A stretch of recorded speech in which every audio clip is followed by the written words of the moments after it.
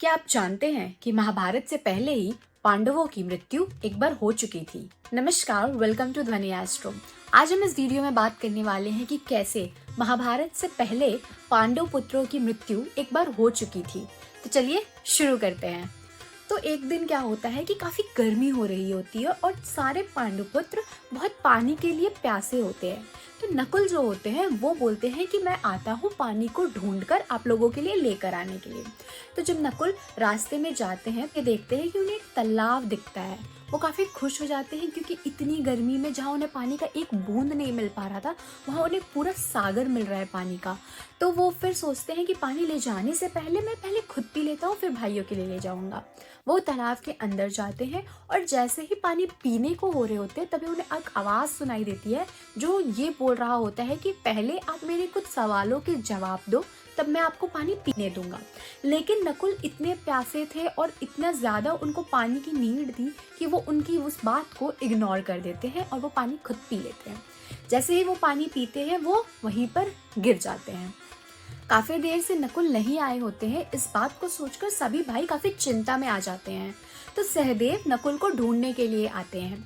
जब वो रास्ते में ढूंढ रहे होते हैं तो उन्हें तालाब के सामने नकुल वहां पर गिरे हुए दिखते हैं।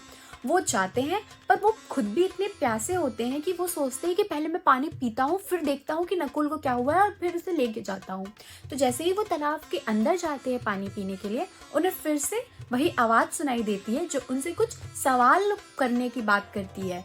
लेकिन सहदेव भी नकुल की तरह उनकी बातों को इग्नोर करते हैं और वो पानी पीने लग जाते हैं।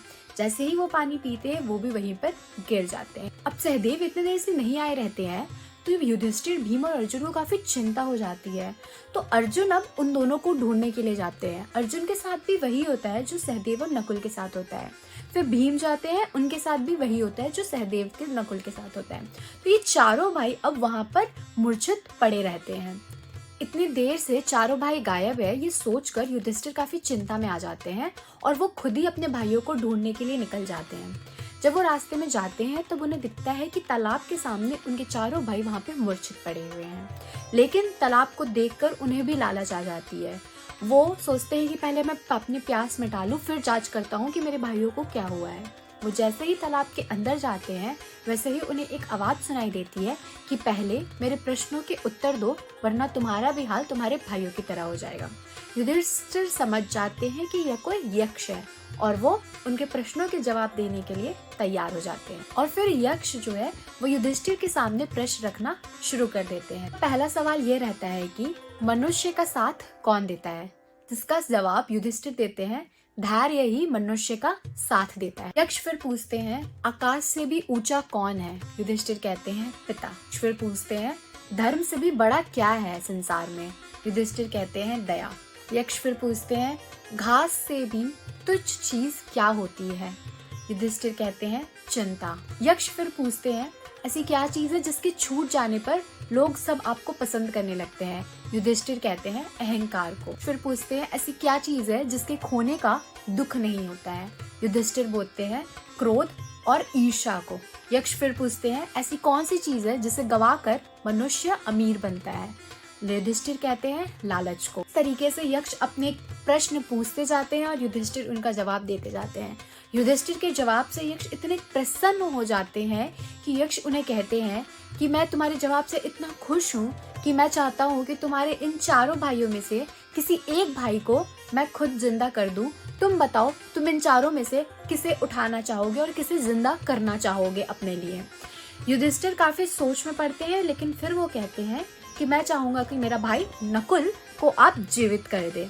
युधिष्ठिर जब नकुल कहते हैं तो यक्ष उनसे पूछते हैं कि नकुल क्यों, भीम और अर्जुन क्यों नहीं, वो दोनों युद्ध के लिए कितने जरूरी है तुम्हारे लिए। तो इस पर युधिष्ठिर कहते हैं कि मैं माता कुंती का एक पुत्र बचा हूँ।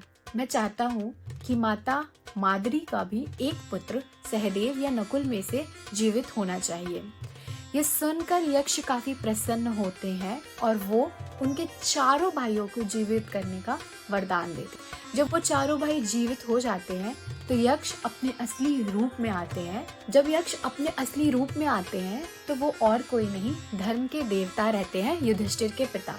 वो अपने बेटे की परीक्षा लेने के लिए आए रहते हैं और युधिष्ठिर इतनी अच्छी तरीके से उनके सारे प्रश्नों का जवाब दे करके वो परीक्षा में सफल हो जाते। इसी तरीके से ये कहानी खत्म होती है। आशा है कि आपको ये कहानी पसंद आई होगी। अगर पसंद आई है तो अपने दोस्तों के साथ जरूर शेयर करें और ध्वनि एस्ट्रो के यूट्यूब चैनल को आज ही सब्सक्राइब करें।